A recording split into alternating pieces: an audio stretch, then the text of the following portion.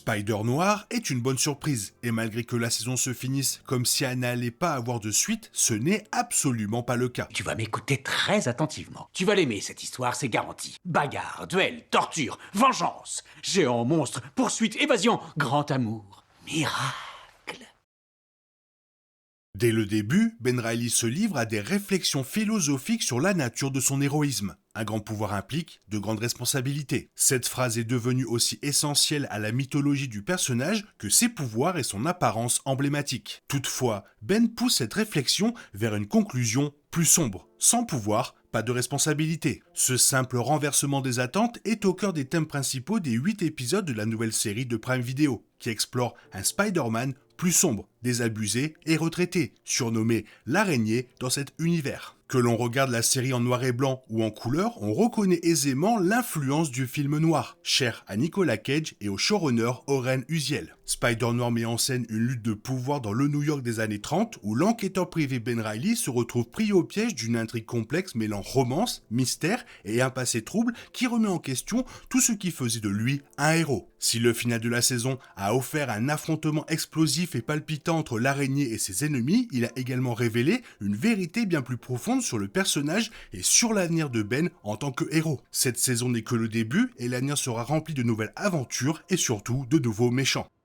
L'une des plus grandes questions avant la sortie de la série était de savoir si Nicolas Cage incarnerait la même version de Spider-Man noir que celle des films Spider-Verse. Noir aurait-il côtoyé d'autres Spider-Man ? Aurait-il le Rubik's Cube qu'il a récupéré dans la réalité de Miles sur son bureau en noir et blanc ? Dès le premier épisode, on comprend que la réponse est non, et qu'il s'agit en fait d'un Spider-Man noir différent de celui vu précédemment dans le dessin animé. Ceci est dû à une narration cruciale de l'araignée. Quelqu'un m'a un jour demandé de quel univers il s'agissait, une question étrange qui m'est restée en tête toutes ces années plus tard. Tout ce que je pouvais affirmer, c'est que c'était le seul que je connaissais, et c'était aussi vrai à l'époque qu'aujourd'hui. Apparemment, cette version de Spider-Man noir ignore totalement l'existence des univers parallèles. Contrairement au Spider-Man noir du film animé, qui voyageait activement à travers d'autres dimensions, cette nouvelle version laisse fortement entendre qu'il n'a jamais vécu que dans sa propre réalité. Bien que la personne qui lui a posé la question hors champ ait peut-être voyagé dans d'autres dimensions. Il est possible que cette nouvelle série se déroule avant les événements des films Spider-Verse et plutôt dans la chronologie personnelle du Spider-Man noir de la série. Ces aventures animées avec d'autres variants de Spider-Man pourraient encore se dérouler dans son futur. Cela dit,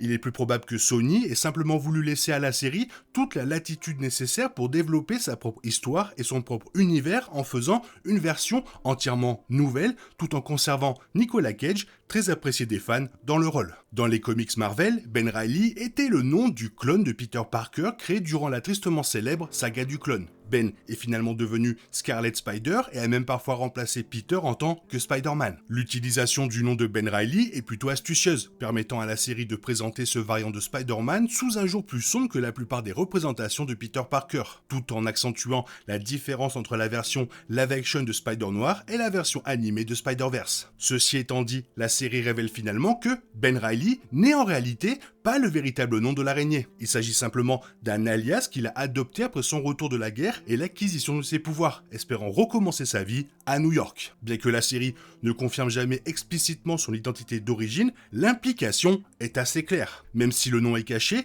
il y a de fortes chances que cette version de Ben Reilly soit fondamentalement un variant de Peter Parker, tout comme Spider-Man noir dans les comics et dans les films Spider-Verse.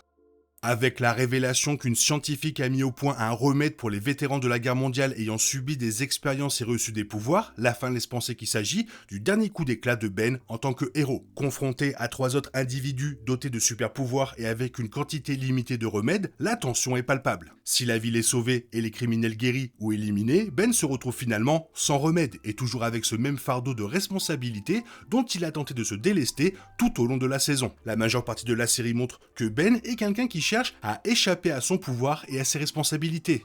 Il arrive même qu'il nie ses penchants héroïques et prétende avoir agi par simple besoin d'attention. Pourtant, ses actions tout au long de la série prouvent le contraire. La série ambitionne d'être l'apogée d'une histoire de Spider-Man, puisant dans les ressorts tragiques du film noir pour souligner l'altruisme et le courage de Ben, prêt à faire passer les besoins des autres avant les siens, même s'il s'agit de personnages avec des pouvoirs au service d'un chef du crime. Ainsi, malgré son désir ardent de trouver un remède, à la fin de la première saison, Ben conserve ses pouvoirs. Malheureusement, dans un retournement de situation rappelant la fin de Casablanca, il ne connaît pas non plus le bonheur escompté avec Katardi. Celle-ci s'enfuit avec Flint Marko, sur qui Ben a utilisé le remède au lieu de se l'administrer à lui-même. La première saison offre donc une fin définitive à de nombreux vilains. Toutefois, elle laisse la porte ouverte à de futures histoires où l'on verra ce Spider-Man plus âgé, usé par la vie, mais désormais empli d'un nouvel optimisme, mener de nouvelles enquêtes, à la fois en tant que détective et en tant que super-héros.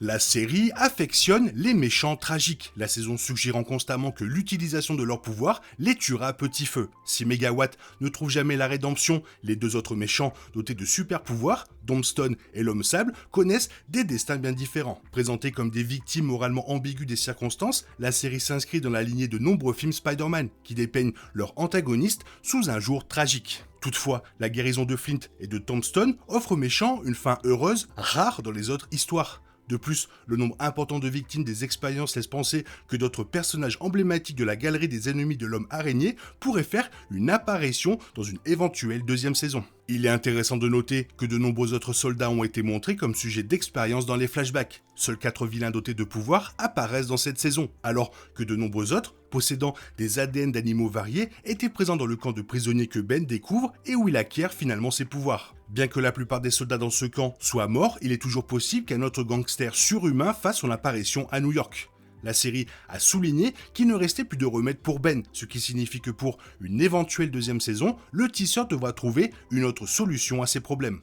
Spider-Noir prend son temps avant de faire revenir Ben dans son costume, soulignant ainsi le conflit intérieur du personnage face à sa double identité. Après la mort d'un être cher, Ben abandonne son costume mais reste détective privé, travaillant pour le compte de quiconque le paie. Interrogé sans cesse sur son choix de quitter sa vie de héros par ses proches, comme son assistante Janet ou le journaliste Robbie Robertson, la série explore en profondeur ce que signifie être quelqu'un qui peut faire la différence, en bien ou en mal. Ce qui fait la force de la série est l'impact de sa fin, c'est que la série parvient à rester fidèle au code du film noir et du film de super-héros. Les thèmes du pouvoir sont explorés à travers plusieurs personnages. Les tentatives de Ben pour échapper à ses propres pouvoirs, les efforts désespérés du chef du CRIF Silverman pour conserver les siens, l'espoir de Katardi d'exploiter le pouvoir d'autrui à son profit, et les divers êtres puissants de la série, tels que l'Homme Sable, Tombstone et Megawatt, dont les démonstrations de force qu'ils exploitent de manière abusive ont un coût humain important. Globalement, il s'agit d'une approche beaucoup plus outrancière des thèmes présents dans les films noirs classiques, qu'il s'agisse de Double Indemnity, le film culte de Billy Wilder qui illustre la corruption engendrée par la quête du pouvoir et de la richesse, ou de Casablanca qui met en lumière les dangers de l'apathie face à ceux qui veulent abuser de leur pouvoir pour instaurer la tyrannie, et l'importance de prendre position sur le plan moral. Spider-Noir combine les thèmes de ces deux films pour montrer comment Ben surmonte son apathie, redevient l'araignée et sauve les criminels qu'il a combattus, au prix de tout avenir normal qu'il aurait pu espérer. Le résultat final évoque tout simplement le Spider-Man classique, même si le personnage et son univers n'ont jamais été aussi différents esthétiquement, ni aussi intenses.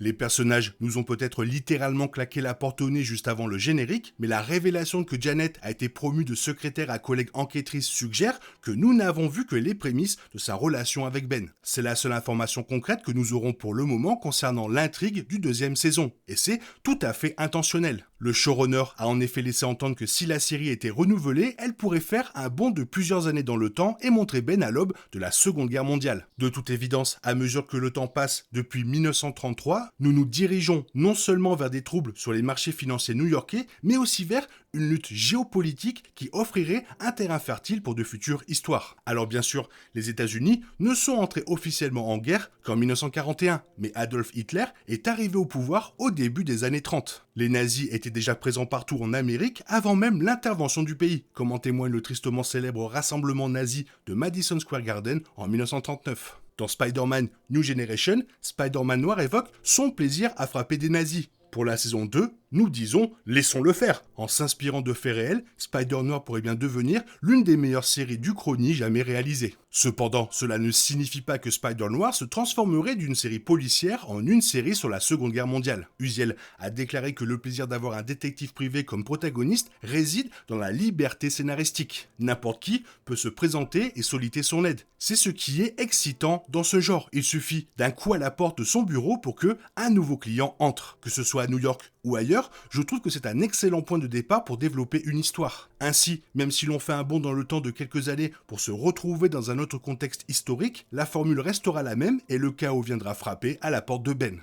Si une saison 2 est commandée, il semble plus probable que la série s'inspire des comics Spider-Man noir, plutôt que de ceux impliquant Ben Reilly. L'histoire la plus évidente à adapter serait sans doute Spider-Man noir, les yeux sans visage, qui reprend 8 mois après le premier récit de Spider-Man noir. On y découvre Otto Octavius, qui travaille secrètement avec l'organisation nazie amie de la Nouvelle-Allemagne. Il travaille sur des expériences de chirurgie cérébrale visant à contrôler les personnes de couleur, utilisant Flint Marko pour traquer les cobayes. La première saison s'étant conclue par la fin de l'histoire de Flint et de Kat, la deuxième saison devrait prendre une tournure très sombre pour respecter l'intrigue principale, même si quelques ajustements pourraient permettre une adaptation. Cela leur permettrait d'approfondir les thèmes de la première saison, notamment les préjugés raciaux de l'époque. La première saison de Spider-Noir n'élude pas la discrimination raciale dont étaient victimes les Noirs dans les années 30. Un immeuble affiche une pancarte réservée aux Blancs et Robbie Robertson est clairement traité différemment en raison de sa couleur de peau. La saison 2 pourrait continuer d'explorer et de dénoncer l'idéologie raciste qui imprègne tous les aspects de la société américaine. Spider-Noir pourrait examiner comment les nazis